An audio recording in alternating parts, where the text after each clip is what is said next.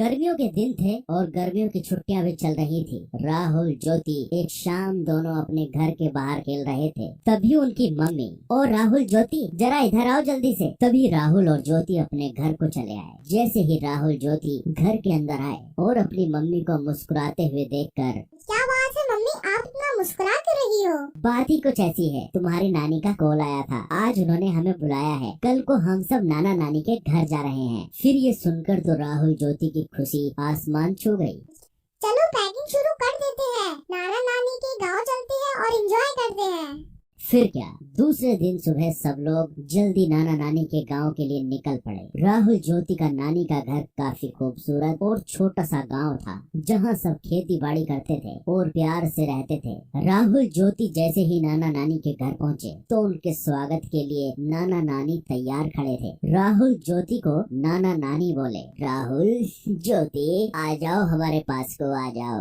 फिर राहुल और ज्योति नाना नानी के पास जाकर उनसे लिपट गए। फिर खास नाना नानी की बनाई हुई स्वादिष्ट खाना खाकर राहुल ज्योति ने थोड़ी देर आराम किया और फिर दोनों अपने नाना नानी हाल का मजा लूटने के लिए तैयार हो गए। ये लो, तुम दोनों के लिए मैंने खास इमली का रस बनाया है, इसे जल्दी से पी लो, इसे गर्मी में पिया जाता है। नानी की बनाई हुई इमली का रस पीकर तो राहुल ज्योति एकदम तरोताजा हो गए। फिर नानी जी ने आम के पेड़ पर एक बड़ा सा झूला टांगा। राहुल ज्योति झूले पर बैठ गए और झूला झूलते झूलते हवा में बातें करने लग गए और फिर नाना जी के साथ घूमने चले गए। और फिर रात हो गई। फिर राहुल ज्योति नानी जी के साथ रात के खाने के लिए फिर घूमकर घर लौट आए। नानी जी, मैं आपके हाथों से खाऊंगा।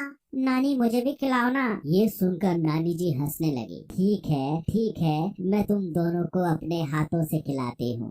फिर क्या, राहुल ज्योति ने नानी के हाथ से पेट भरकर खाना खाया और खाना खाने के बाद सब लोग सोने की तैयारी करने लगे और फिर राहुल ज्योति को गर्मी महसूस होने लगी। नानी जी, घर के अंदर कितनी गर्मी महसूस हो रही है।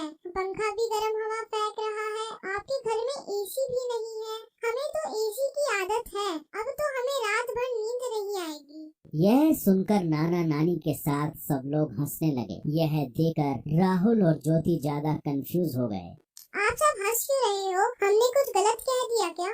ना बेटा ना, तुमने कुछ गलत नहीं कहा। छोटा सा तो हमारा गांव है, हमारे पास एसी कैसे होगा बेटा, लेकिन हमारे पास एक ऐसा एसी जरूर है जो तुम्हारे शहर में नहीं होगा। नानी जी ने फिर जाकर छत पर गद्दे बिछाए और सोने लगे। नानी, हम भी आपके पास सोएंगे। हाँ, तुम दोनों मेरे पास सो जाओ। आओ सो जाओ। फिर क्या, खुले आसमान के नीचे थोड़ी हवा में राहुल और ज्योति आराम से नानी के पास सो गए और नानी से कहानियां सुनते सुनते दोनों को प्यारी नींद आ गई। तो बच्चों, आपने इस वीडियो में देखा राहुल ज्योति का